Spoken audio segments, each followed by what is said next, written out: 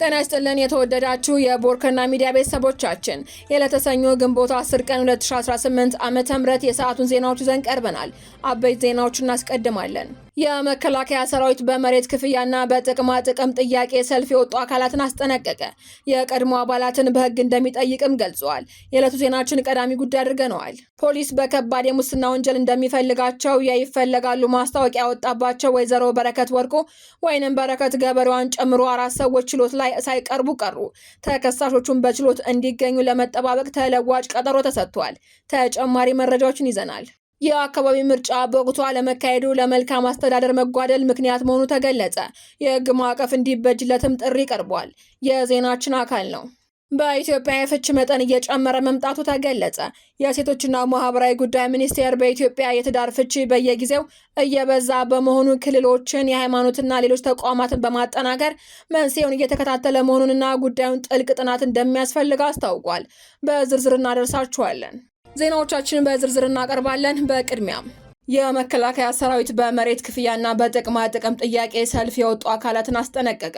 የቀድሞ አባላትን በሕግ እንደሚጠይቅም ገልጿል። የኢትዮጵያ መከላከያ ሰራዊት ቃል የተገቡልን ጥቅማ ጥቅምን አልተከበሩልንም በሚል በኦሮሚያ ክልል አዳማና ቢሸፍቱ ከተሞች በቅርቡ የመሬት ክፍያና ሌሎች ጥቅማ ጥቅሞችን በመጠየቅ ሰልፍ በወጡ እንዲሁም ሰልፉን በማህበራዊ ሚዲያ ባሰራጩ የአካል ጉዳተኞችና የቀድሞ ሰራዊት አባላት በሕግ እንደሚጠይቅ አስጠንቅቋል። ስማቸውን ያልጠቀሰው ገፊዎች ወይም ቀስቃሾች ጥያቄያቸውን ለሌላ ዓላማ ለመጠቀም ከጀርባ እየሰሩ ነው ሲልም ከሷል። ባለፈው ሳምንት በጦርነት ላይ ጉዳት የደረሰባቸው የመከላከያ ሰራዊት የቀድሞ አባላት በጎዳና ላይ ተቃውሞ ካደረጉና ቅሬታቸውን እንደ ፌስቡክ እንዲሁም ቲክቶክ ባሉ ማህበራዊ ሚዲያዎች ላይ ሲያጋሩ ተስተውለዋል። እነዚህ የቀድሞ አባላት በጦርነት ለቆሰሉ ወታደሮችና ለቤተሰቦቻቸው 105 ካሬ ሜትር የመስጠትን ጨምሮ ለረጅም ጊዜ ሳይፈጸም የቆዩ የድጋፍ ፓኬጅ ቃላቶች እንዲከበሩላቸው መጠየቃቸው ይታወሳል። የመከላከያ ሚዲያና ኮሚኒኬሽን ማዕከል ኃላፊ ሜጀር ጀነራል እንዳልካቸው ወልደ ኪዳን በሰጡት መግለጫ ተሰናባች የሰራዊት አባላት ለሀገራቸው ከባድ የአካል መስዋዕትነት የከፈሉ የሚገባቸው ሁሉ ለሀገር ያበረከቱ ጉዳታቸው በሕክምና ታይቶ በቦርድ ሲሰናበቱ አሰራሩና መመሪያውን በሚያዘው መሰረት ሙሉ መብታቸው ተከብሮላቸው የወጡ የቀድሞ የሰራዊት አባላት በአዳማና በቢሸፍቱ የመሬት ይገባኛልና ሌሎች ጥያቄዎችን ሰልፍ በሚመስል መልኩ መፈክር እያሰሙ ማቅረባቸውን ገልጿል። ድርጊቱ አሰራርን የሳተና ሕግን የጣሰ መሆኑን የጠቀሱት ሜጀር ጀነራሉ ይህ ሁኔታ በሕግ ተጠያቂ ያደርጋቸዋል ብለዋል። ሜጀር ጀነራሉ አክለውን በማህበራዊ ሚዲያ ላይ የተሰራጩ ያሉ እነዚህ ጥያቄዎች ከጀርባቸው ገፊዎች የተቀላቀሉበትና ፊት ለፊት ያለን ሀገራዊ ሁኔታ ታርጌት አድርጎ የተሰየረ ሌላ ዓላማ ያለው ነው ብለዋል። አክለውን ጉዳዩ በሕግ አግባብ የሚታይ ነው ያሉት ሲሆን ያለ አግባብ የሰራዊቱን ዩኒፎርም ለብሰው በመሰብሰብ ድርጊቶችን የሚሳተፉበትን በሕግ ተጠያቂ ይደረጋሉ ተብሏል። የቀድሞ ወታደሮቹ ለሀገራቸው ከባድ የአካል መስዋዕትነት የከፈሉና የሚገባቸውን ሁሉ ለሀገር ያበረከቱ መሆናቸውን ገልጸው ከሰራዊቱ ሲሰናበቱም አሰራሩና መመሪያውን በሚያዘው መሰረት ሙሉ መብታቸው ተከብሮላቸው መውጣታቸውንም ተናግረዋል። ይሁን እንጂ የአካል ጉዳተኞች የቀድሞ ወታደሮች ከወታደራዊ አገልግሎት ከወጡ በኋላ ልዩ መብት ወይም ቅድሚያ ተጠቃሚነት ሊኖራቸው ይገባል የሚለውን ጥያቄ ውድቅ አድርገዋል። ከሰራዊቱ በክብር ተሰናብተው ወደ ሲቪሉ የተቀላቀሉት የሰራዊት አባላትም እንደ ማንኛውም ሲቪል ማህበረሰብ ማግኘት የሚገባቸውን መብት ያገኛሉ ካለ በኋላ በተለየ አግባብ ተጠቃሚ ይሆናሉ የሚል አሰራርም ሆነ ሕግ የለም ሲሉም አብራርተዋል። በአዳማ፣ በቢሸፍቱ፣ በደብረ ብርሃንና በአዲስ አበባ ዙሪያ ቅድሚያ ለተሰናባች የሰራዊት አባላት በሚል እሳቤ የመሬት ጥያቄዎች በተሰናባች የተነሱ መሆኑን የመስተዳድር አካላት መናገራቸውን ሜጀር ጀነራል እንዳልካቸው በአብነት አንስተዋል። ማንኛውም የሰራዊት አባል አገልግሎቱን አቁሞ ሲሰናበት ወታደራዊ አልባሳትን ማስረከብ እንዳለበት ደንቡ እንደሚደነግግ የገለጹት ሜጀር ጀነራል እንዳልካቸው ከመደበኛ ሰራዊት ውጭ ወታደራዊ አልባሳት ለብሰው የሚንቀሳቀሱ ማንኛውም አካላት ለሕግ መቅረብ እንዳለባቸው አሳስበዋል።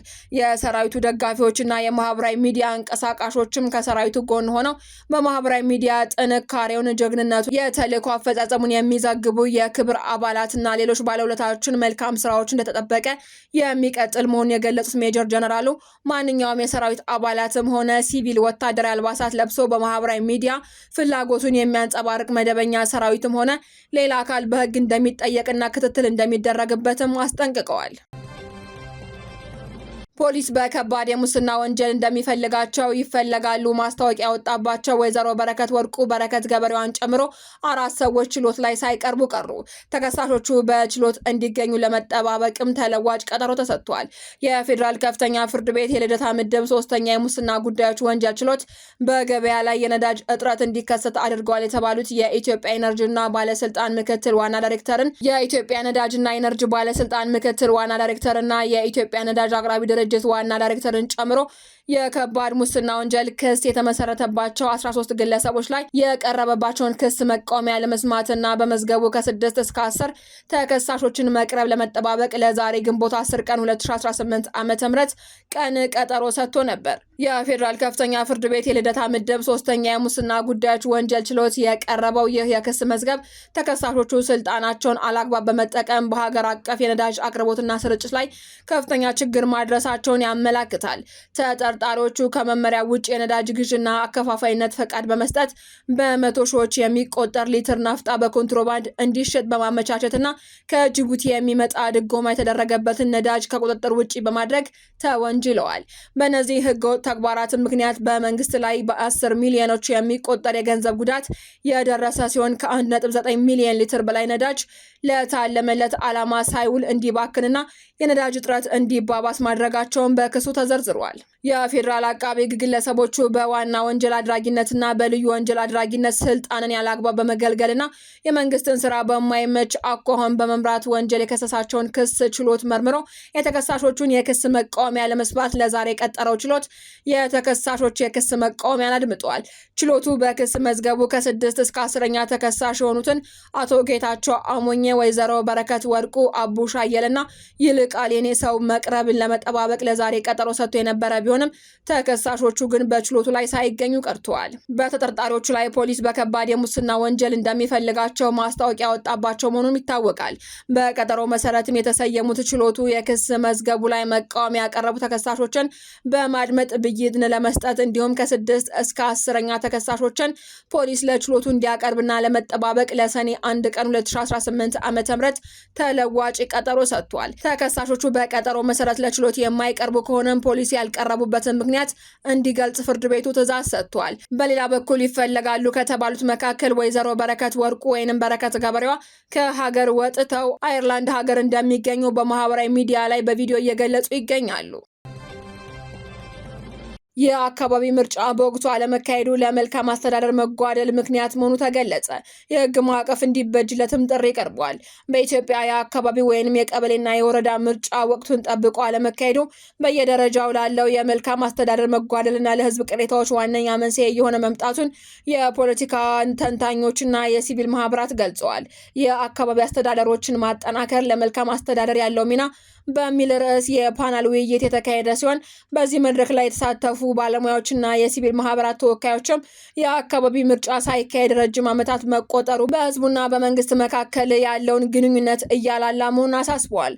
13 ዓመታት መዘግየትና ያስከተለው ክፍተት በሀገሪቱ የመጨረሻው የአካባቢ ምርጫ የተካሄደው በ2005 ዓ.ም ሲሆን ከዚያ በኋላ በተለያዩ የፖለቲካ ሽግግሮች፣ የጸጥታ ችግርና በኮቪድ-19 ወረርሽኝ ምክንያት ሳይካሄድ ለ13 ዓመታት መዘግየቱንም ተሳታፊዎቹ አስታውሰዋል። የአካባቢ አመራሮች በምርጫ ሳይሆን በሹመት የሚቀያየሩ በመሆኑ ለህዝቡ ያላቸው ተጠያቂነት፣ ተገዥነትና ተጠሪነት እየቀነሰ መጥቷል ተብሏል። ለአካባቢ ማህበረሰብም ቅርብ የሆኑት የወረዳና የቀበሌ መዋቅሮች በህዝቡ አመኔታ ስላጡ የዕለት ተዕለት ችግሮችን የመፍታት አቅማቸውን መዳከሙንና የመሰረታዊ አገልግሎቶች መጓደሉ ሌላኛው ችግር መሆኑን ጠቅሰዋል። የሀገር ግንባታና የፖለቲካ ሂደት መሰረት ሊሆን የሚገባው የአካባቢ ዲሞክራሲ ችላ መባሉ በሀገራዊ ፖለቲካውም ላይ አሉታዊ ጥላ በማሳረፍ የዲሞክራሲ ስርዓት እንዲላላ አድርጓል ተብሏል። የአካባቢ ምርጫ በወቅቱ መካሄድ የዜጎችን ቀጥተኛ ተሳትፎ የሚያረጋግጥ የአካባቢን ችግሮችን በባለቤትነት ስሜት የሚፈታና የሀገርን አጠቃላይ ፖለቲካ ሂደት የሚያጎለብት ዋነኛ መሳሪያ ነውም ተብሏል። የህግ ማዕቀፍ ክፍተትና የፖለቲካ ፓርቲዎች ትኩረት ማነስ አንዱ የሚስተዋል ችግር ሲሆን በመድረኩ ላይ በስፋት ከተነሱት ነጥቦች መካከል ለአካባቢ ምርጫ ግልጽ የሆነና አስገዳጅ የህግ ማዕቀፍ ማዕቀፍ አለመኖሩንም ተብሏል። በአሁኑ ወቅት ምርጫ ምቹ ሁኔታ እየተፈለገ የሚካሄድበት አካሄድ መኖሩ የዘገየበትን ምክንያት ህጋዊ ለማድረግ እንደሚጠቅምም ተጠቅሷል። በተጨማሪም የፖለቲካ ፓርቲዎች ገዢውን ጨምሮ ተፎካካሪ ፓርቲዎች ያላቸው የትኩረት አቅጣጫ የተተቸ ሲሆን ሁሉም ፓርቲዎች ትኩረታቸውን በማዕከላዊ ወይም የህዝብ ተወካዮች ምክር ቤትና በክልል ምክር ቤት ምርጫ ላይ ብቻ ማድረጋቸው ተገልጿል። ይህ አካሄድም አፋጣኝ ማስተካከያ እንደሚያስፈልገውና የአካባቢ ምርጫ በህገ መንግስታዊ ስርዓት ውስጥ ጠንካራ እውቅናና አስገዳጅነት ሊሰጠው እንደሚገባ ጥሪ ቀርቧል። የውይይት ተሳታፊዎችም ብሔራዊ የምርጫ ቦርድና የሚመለከታቸው የመንግስት አካላት ለአካባቢ ምርጫዎች ልዩ ትኩረት በመስጠት የህግ ማዕቀፎችን በማዘጋጀትና የጊዜ ሰሌዳ በመቁረጥ ወደ ተግባር እንዲገቡ አሳስበዋል። በኢትዮጵያ የፍች መጠን እየጨመረ መምጣቱ ተገለጸ። የሴቶችና ማህበራዊ ጉዳይ ሚኒስቴር በኢትዮጵያ የትዳር ፍች በየጊዜው እየበዛ በመሆኑ ክልሎችን፣ የሃይማኖትና ሌሎች ተቋማትን በማጠናከር መንስኤውን እየተከታተለ መሆኑንና ጉዳዩን ጥልቅ ጥናት እንደሚፈልግ አስታውቋል። ሚኒስቴሩ ይህንን የገለጸው በኢትዮጵያ ለአራተኛ ጊዜ የሚከበረውን ሀገር አቀፍ የቤተሰብ ቀን መልካም ቤተሰብ መልካም ትውልድ ለጸናች ሀገር በሚል መሪ ቃል ባከበረበት ወቅት ነው። በሚኒስትሩ የአረጋውያንና ቤተሰብ መሪ ስራ አስፈጻሚ የሆኑት አቶ ተስፋዬ ሮብሌን ፍቺ በጣም እየበዛ መሆኑን አምነው በዚህ ረገድም እየሰሩ ያሉ የሃይማኖት ተቋማት፣ የክልሎችና የማሰልጠን ስራ የተሰማሩ ተቋማት እንዲጠናከሩ እየተደረገ መሆኑንና ለውጥ እንደሚመጣም እንደሚያስቡ ገልጸዋል። ተቋማቸው ከሌሎች አጋር አካላት ጋር ስልቶችን እየቀየሰ የፍቹን መንስኤ ከክልሎች ጋር እየተከታተለ መሆኑንም አክለዋል። የኢኮኖሚ ችግር ለቤተሰብ መፍረስ መንስኤ ከመሆኑ አንጻር ምን መስራት እንደሚያስፈልግ ለቀረበላቸው ጥያቄ ኢኮኖሚ ለፍቺ አንዱ ምክንያት መሆኑን ጠቅሰው ነገር ግን ለቤተሰብ መፍረስ ዋነኛው መንስኤ ምን እንደሆነ ኢኮኖሚ ይሁን ወይንም ሌላ ለማወቅ ምርመራና ጥናት ስለሚያስፈልግ ወደዚያ እንደሚሄዱ አስታውቀዋል። ኢኮኖሚ ይህን ያህል ሰው አፋቷል የሚል የለም፣ ነገር ግን የተሻለ ገቢ ለማግኘት ልጅና የትዳር አጋርን ትተው በአረብ ሀገር የሚንከራተቱ እንዳሉ ነው የምናውቀው ሲሉም ተናግረዋል።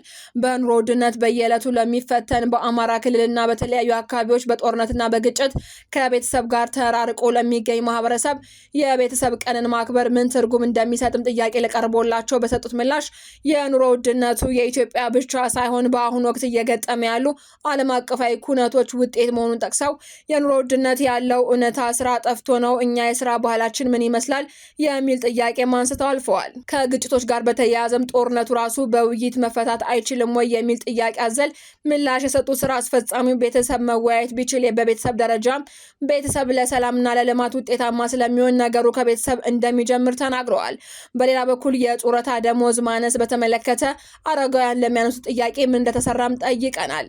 የአረጋውያን ደሞዝ በእርግጥ በቂ እንዳልሆነ እንዲያውም የጡረታ ብቻ ሳይሆን የደሞዝተኛ ደሞዝ በቂ እንዳልሆነ ያመኑ ሲሆን በመጨረሻም በሁለት ክልሎች ወረዳዎች አንድ የአረጋዊ የወረዳ ማዕከል እንዲኖር በዚህ በጀት ዓመት ያወረዱትን ንቅናቄ እንዳለና ይህም ለአረጋውያኑ የገቢ ማስገኛ ሆኖ እንደሚያገለግል ተቋማቸው እየሰራ ያለውን ስራ ጠቁመዋል። አድማጮቻችን፣ የሰዓቱ ዜናዎቻችን ተጠናቀዋል። ስለተከታተላችሁ እናመሰግናለን። ሰላም።